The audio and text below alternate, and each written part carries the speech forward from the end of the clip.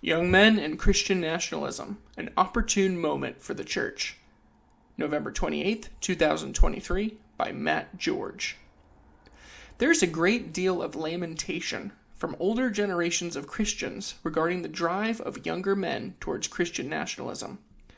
Across churches and in social media interactions with younger Christians, older men are not finding clarity or unity in the answers they have received to this point when trying to understand the phenomenon. This has amounted to palpable frustration and eventually dismissal. The discussion of Christian nationalism has sparked no small amount of controversy that the church would do well to properly understand. An informed strategy for how to approach the younger generations would be wiser than mounting a strategic propaganda campaign against it. The lack of clarity. It is understandable that there would not be a great deal of clarity in the movement known as Christian nationalism at this point.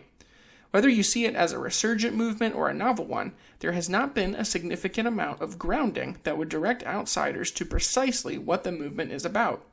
For attentive listeners, there are insights available from fellow traveler movements such as theonomy and paleoconservatism. But for the casual observers, there's little outside of the draft statement on Christian nationalism and a few books published on the topic. To date, there are few, if any, established resources with broad support from those who claim the title. Whether there are through lines to previous movements or not, time is required for the movement to sort itself out, identify priorities, strategies, methods, and establish defenses. One significant problem that the movement faces at this moment is the bad faith attempts to define the movement from the outside. For those who seek to destroy it before it gains any legs, there are certainly ample opportunities to smear it as a whole or the character of those involved with a wide range of pejoratives. Some healthy caution over letting the axe grinders influence outside views would be wise. Additionally, there is a veritable grab bag of problematic characters attempting to direct the movement in unbiblical directions. However, the result of Christian nationalism will either be God's glory, or it will fall by the wayside like so many others. Rather than attempt to answer questions about Christian nationalism, let's look at how this debate presents a golden opportunity for the church to regain many of those disaffected men currently leaving at a noticeable clip, as well as to steer the passion and energy of younger men into godly purposes. Crisis.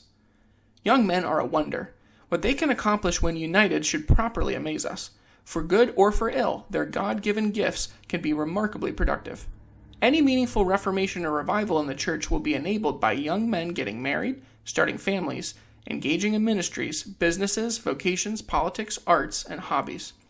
This is not to the exclusion of women and children participating in the same, but if it is to be, it will rightly be led and modeled by men. In order to truly effect reformation in this or any iteration of the American church, we must harness the talents and energies of young men. Much of the evangelical teaching on manhood has been reduced to effeminate, so-called servant leadership modes and methods that are aimed at quelling a man's natural masculinity rather than harnessing it.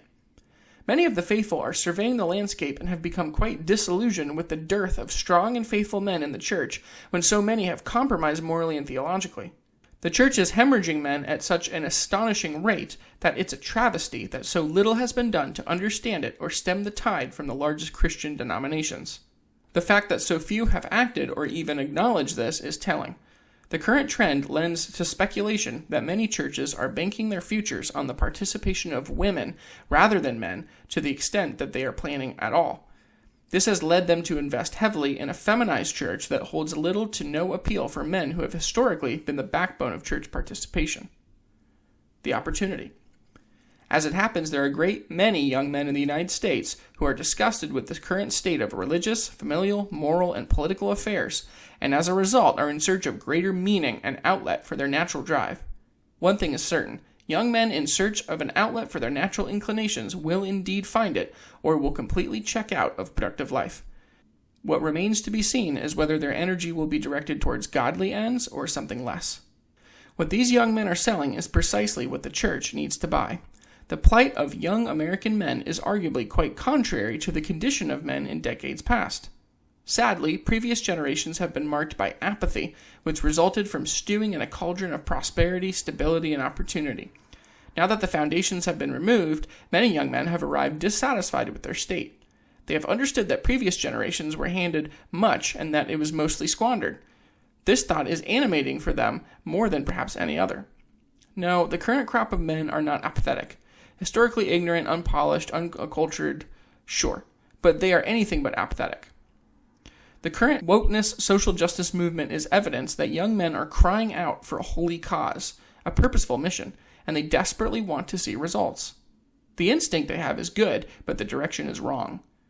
What they seek can only be found in Christ, but sadly, a feminized church and depraved culture are failing to point them to God and demonstrate how He gives purpose to their masculinity.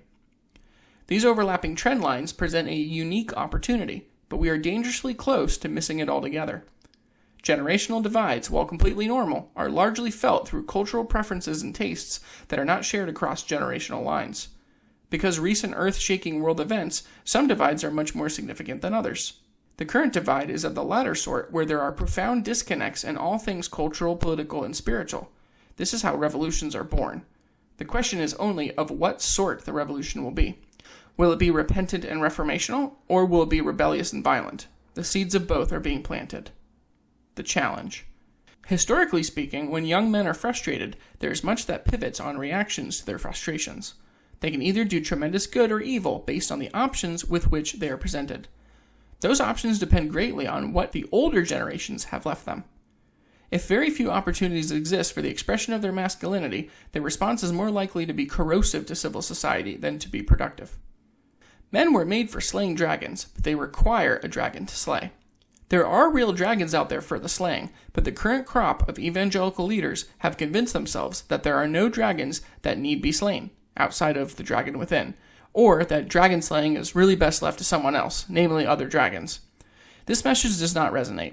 Their masculine instincts recognize how bankrupt this message is because it's obvious that there are dragons presently slaying us, and they're compelled to do something about it. Absent submission to godly authority, such men will lash out at the wrong dragons, join the wrong movements, fight unrighteously, fight for the wrong causes, and become violent and abusive to those they should protect. Their masculinity will be gratified in all the wrong ways, but gratified it will be.